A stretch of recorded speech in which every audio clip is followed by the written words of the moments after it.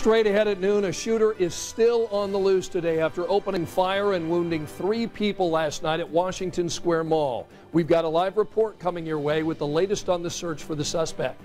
Plus, the secret audio recordings of former Subway spokesman Jared Fogle being heard for the first time by the public. Dr. Phil sat down with the woman who made those secret recordings.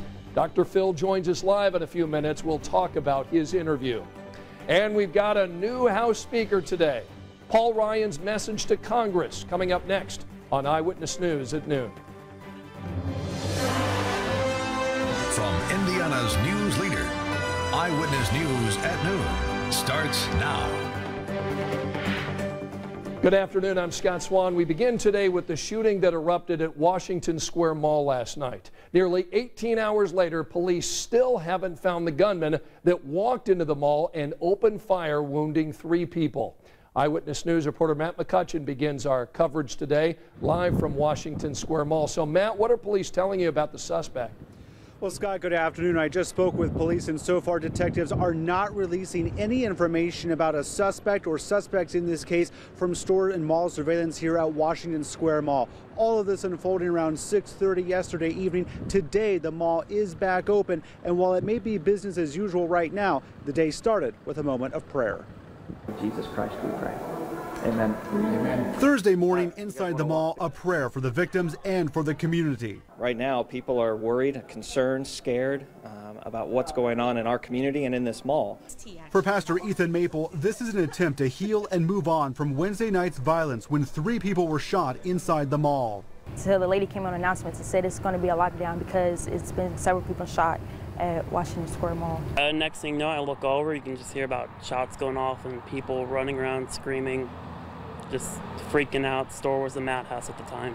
Police say around 6:30 Wednesday evening, a man entered the Washington Square Mall and got into an argument with another man. That fight quickly escalated with the suspect pulling a gun and firing several shots which hit the man and 2 bystanders.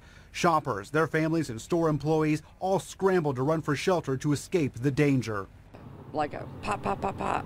And then that's when the customers started running in. They're like, there's somebody shooting, there's somebody shooting. My boss, she gathered everybody up, let's go, break room, lock all doors. That's it. I just think everyone that did their job to get us in a safe spot. The day after, the mall is back open, and community members like Pastor Maple feel compelled to get involved any way possible to help stop the violence from taking over their community. Violence anywhere that it happens is a problem, but when it happens in your community or even underneath your own roof, you take it a little more personal. And so as we look at that, we realize we have a couple options. We can run away and not think about it. We can move away. We can forget that it happens or ignore the reality that violence is a part of our community. Or we can stand firm and recognize our responsibility.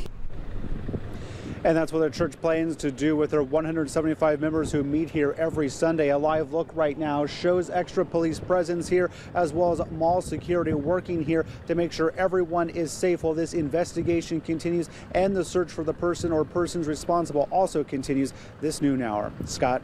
Yeah, hopefully they can find the gunman quickly. Matt, thanks so much. Now, the company in charge of Washington Square Mall says the mall is fully cooperating with police. They released a statement saying, quoting here, "The safety of our shoppers and employees is our top priority. As part of our commitment to promoting a safe shopping environment, we maintain a highly trained staff that is prepared to respond to a variety of emergency situations. We take numerous proactive measures and coordinate very closely with local officials as a best practice. Our thoughts are with the victims and their families during this difficult time." And we're posting new information about the Washington Square Mall shooting on WTHR.com. Also be sure to follow this big story on our Facebook and Twitter pages.